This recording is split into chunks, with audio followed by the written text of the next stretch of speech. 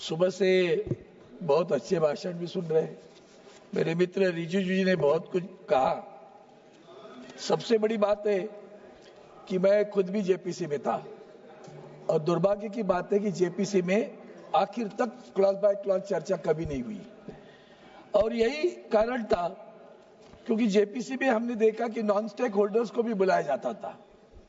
अब ऐसी स्थिति में आप जब एक आध बिल लाते हो तो आपका उद्देश्य क्या है, आप क्या चाहते हो, और ये देखने के बाद हर वक्त हमें महसूस हुआ है आप लोगों की कतनी और करनी में बहुत फर्क होता है। आपको जो बिल लाने में किसी को न्याय देने की प्रक्रिया नहीं है आपके मन में। आप अगर हिंदुत्व की आज हमारे राज्य के मुख्यमंत्री ने ललकारा है कि शिवसेना और उद्धव बाला साहब ठाकरे पार्टी क्या बोलने वाली है, हिंदुत्व के साथ खड़ी रहेगी क्या, आप हमें हिंदुत्व सिखाने वाले हैं। अगर हिंदुत्व की बात करते हैं तो मैं आपको याद दिलाता हूं कि हाल ही में हमने जो पद्मनाभ मंदिर था उसका खजाना निकाला था। क्या हुआ, उस खजाने को क्यों निकाला, किस लिए निकाला। उसके बाद में केदारनाथ मंदिर, हमारे शंकराचार्य जी ने कहा 300 किलो को सोना गायब हुआ। क्या हुआ, किस लिए गायब हुआ, कैसे गायब हुआ। तिरुपति में भी आपका ध्यान है। अयोध्या में तो आपने देखा कि जिस ढंग से आपने जो कुछ प्रयोग किए तो लोगों ने तो आपको जगह दिखा दी अयोध्या में। वहां के मंदिर तोड़े गए, वहां की मूर्तियां तोड़ी गई, वहां की मूर्तियां वाराणसी भी हुआ, दोनों जगह घट गए आपके वोट, तो दोनों जगह मूर्तियां भी गायब हुई। ये जो कुछ आप कर रहे हो ना, तो ये मत समझना कि आप जो कुछ कर रहे हो वो सही कर रहे हो।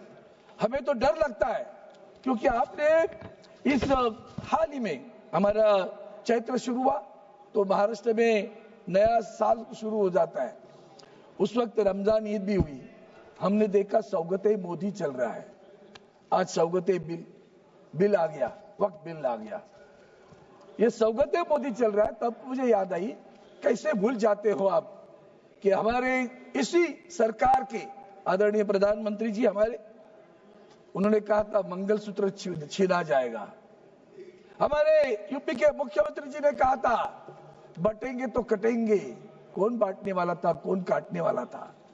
आपको उनके बारे में प्यार आया। आज ये प्यार देख के हम भी अचरज हो गया। वाह, मुझे लगता है बिहार के चुनाव नजर आ रहे हैं। देख रहा था मेरे मित्रों के, पुराने मित्रों के भाषण, तो बिहार के चुनाव नजर में आ रहे हैं। सर, अब आपके न भूलना, ये देश के आजादी के लिए जिन्होंने कुछ भी नहीं किया ना, उनका भाग्य है कि आज सरकार चला रहे।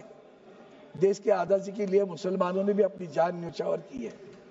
मुसलमान भी अंडमान में रहे हैं, लेकिन न्याय की बात हो, जो गलत है वो गलत है। अगर बिल में भी जो गलत है हम उसका समर्थन नहीं करेंगे। मैं तो मांग करता हूं कि जो गलत है उसको सीधा करो, लेकिन आप लोगों ने जो किया वो इस तरह का है कि जैसे कि आपने वहां जो बोर्ड बनेगा, तो बोर्ड के बारे में सब लोग बोल रहे थे। सबसे पहली बात ऐसी है मैडम चेयरमैन कि बोर्ड चुनाव होकर आता था, अब आप नॉमिनेशन करने जा रहे हो, वही तो जनतंत्र का मार खा रहा है।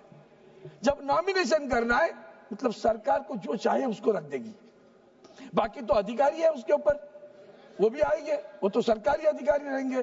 बोर्ड पे उल्टा ऐसा होने वाला है कि बोर्ड में हमारे मुस्लिम जो बांधव भगीनी जो वहां होगी वो माइनॉरिटी में होगी। महिलाओं की बात करते हो, महिलाओं को तो आरक्षण 1995 एक्ट में है, नया नहीं किया आपने, ढोल मत बजाओ उसका, वो पहले से है, उसका हम समर्थन करते हैं। लेकिन जो दो लोग गैर मुस्लिम आप चाहते हो, हमारे मन में शंका है कि क्या आपने सही दिल से लाया है, जबकि आपको मालूम है कि बोर्ड पहले चुनाव जाता था, आप नॉमिनेट कर रहे हो, और नॉमिनेट करने के बाद में आप क्या करने वाले हो, तो दो गैर मुस्लिम होंगे। मैं आपको विनती करता हूं, पहले तो शांति से सोच लो क्या कर रहे हो।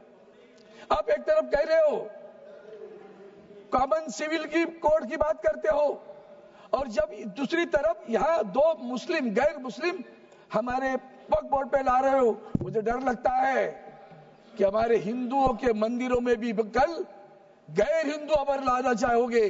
उन्होंने अभी उदाहरण बताया मंदिर का, याद रखना शिवसेना उसके खिलाफ खड़ी रहेगी। अगर हमारे मंदिर में कभी आपने सोचा भी कि किसी गैर हिंदू को उस मंदिर के बोर्ड पे लाने की कोशिश भी करोगे तो याद रखना हम उसे विरोध करेंगे, क्योंकि ये जो चल रहा है वो आगे चलकर क्रिश्चियनों पे हो सकता है, आगे चलकर जैन देरासर पे हो सकता है, आगे चलकर सिख धर्मों के गुरुद्वारा पे हो सकता है। क्यों कर रहे हो आप? क्या आपका उद्देश्य है? क्या आपका हेतु है? क्यों चाहिए आपको गैर? ये धार्मिक नहीं है। रिलीजियस एंड पायस जो कहा जाता है, डोनेशन दिया जाता है वक्त के लिए, for what purpose? It is a religious and pious. You are showing it is a government functioning. कैसे हो सकता है गवर्नमेंट का? वो धार्मिक है और धार्मिकता के लिए दिया जाता है। ऐसी स्थिति में आप कहते हो कि उसके धार्मिकता नहीं है। जैसे भी ये देरासर के मंदिर में भी आप कर सकते हो, आगे चलकर हमारे हिंदू देवस्थान है। आपने ये अभी जो मैंने मंदिरों की बात की, मैं उनके साथ में था, 370 धारा खत्म करी। हमने आपका अभिनंदन किया। मैं कैबिनेट में था, बहुत खुश था। कितने लोग कश्मीर में हिंदू आ गए बताओ तो सही। कश्मीर में जमीन कौन खरीद रहा है वो भी तो बताओ, पता चलेगा कश्मीर की जमीन कौन खरीद रहा है। दूसरी बात, हमारे हिंदुस्तान के जो हमारे देवस्थान के मंदिरों की जगह होती है, इतनी हजारों एकड़ जमीनें, वो जमीन भी बेची जा रही है। क्या आप इसी तरह का कानून हिंदुओं के देवस्थान की जमीन बेचने वालों के खिलाफ भी लाएंगे क्या? वो भी तो बताओ, तो पता चलेगा आप सही में सेक्युलर की बात करते हो, हिंदुत्व की बात करते हो कि मुस्लिमों की बात करते हो। सर, आपके मैनिफेस्टो में क्या था? ये आपका मैनिफेस्टो पढ़ता हूं, 2010-9 में और 2014 में आपने मैनिफेस्टो लाया था। उस मैनिफेस्टो में आपने लिखा था, the BJP will examine the recommendations of the joint parliamentary committee regarding Waqf properties headed by Shri K. Rahman Khan, 2014, Deputy Chairman Rajya Sabha, and would, in consultation with Muslim religious leaders, take steps to remove encroachment from an unauthorized occupation of work properties. Further, you have said the ASI will be provided with appropriate resources for the maintenance of all national heritages sites and prevent their vandalization in any form. Today, your own people are vandalizing. In Maharashtra, they are vandalizing. Ask the ASI what is happening at Aurangzeb, what is happening at Sambhajinagar. You will come to know.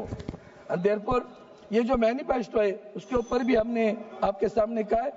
दूसरी बात, collector की बात आपने थोड़ा सा improvement किया, लेकिन क्या किया? फिर भी दोबारा वही किया। आपने सुबह एक अच्छी बात की कि प्रोस्पेक्टिव करेंगे, उस पे तो नहीं है। लेकिन ये जो आप कर रहे हो कलेक्टर की बात, जो अधिकारी आने वाला है वो भी आप गवर्नमेंट ऑफिसर है ना। Everybody for own cause own जज, that is not correct step. You have to correct it right now. हमने खुद कहा था कि ओरली इसके आगे कोई भी वक्त नहीं करेगा, रजिस्टर करेगा, ओन प्रॉपर्टी होनी चाहिए, पोजीशन में होनी चाहिए। हमने जेपी से भी कहा हम सुधार के लिए है, लेकिन आपका हेतु कभी सही नहीं लगता। इसलिए मैं इतना ही कहता हूं कि जिस ढंग से आपने ये जो बिल लाया है, उस बिल को देखते हुए आपका हेतु स्पष्ट नहीं होता। आपके मन में कुछ और ही है। जमीन आपको हड़प करनी है, और किसके लिए करनी है? जैसे मैंने कश्मीर में नाम लिया, जैसे मैंने जहां मणिपुर में भी चल रहा है, उसी के लिए चल रहा है। और किस लोगों के लिए चलता है, किन उद्योगपति के लिए चलता है, सभी को पता है। आपका उद्देश्य जमीन हड़पने का है, बाकी कुछ नहीं है, न्याय देने का नहीं है। इसलिए मैं आपको एक ही बताता हूँ, वोटों पे सच्चाई रहती है जहाँ दिल में सफाई रहती है। हम उस देश के वासी है जिस देश में गंगा बहती है। आप लोगों के वोटों पे सच्चाई नहीं है, दिल में भी सफाई नहीं है। इसलिए तो बाद में राज कपूर को कहना पड़ा, राम तेरी गंगा मैली हुई, पापियों के पाप धोते धोते। 1000 लोग मर गए उसमें। और इसी को आगे बढ़ा के मैं कहता हूं कि आपने नारा दिया बटेंगे तो कटेंगे, और आपने कल सौगते मोदी भेजा तो बांटोगे तो बचेंगे वाली बात आ गई है। आप बांट रहे हो, बचने के लिए बांट रहे हो, ये अच्छा नहीं है। आप अंदर धन्यवाद जी, मन से धन्यवाद। पूछो आप कि समाप्त सही कीजिए। में आपको किसी का भला करना है कि नहीं धन्यवाद। करना है। आप भला करना नहीं चाहते और आप बांटोगे तो अरे भैया, आपको जब आपने कहा ना कि मंगलसूत्र छिना लिया जाएगा, ऑनरेबल मेंबर, आप तो इधर भूल से गए क्या किसको बोल रहे ऑनरेबल थे? मेंबर, इसलिए मैं आपसे मेरा भाषण समाप्त करने के बाद मैं धन्यवाद। इतना ही कहता हूँ, आपके दिल में नफरत है ना, वो निकाल डालो। We need harmony, not the hatred. We need harmony, not the hatred. अगर हार्मनी चाहते हो तो बिल फिर अंतर्मुख होकर माननीय सदस्य श्री सोचो नीलेश कि क्या हम लंकेश जी। सही में मुस्लिम समाज को न्याय नीलेश दे रहे हैं कि लंकेश नहीं। जी। धन्यवाद सभापति।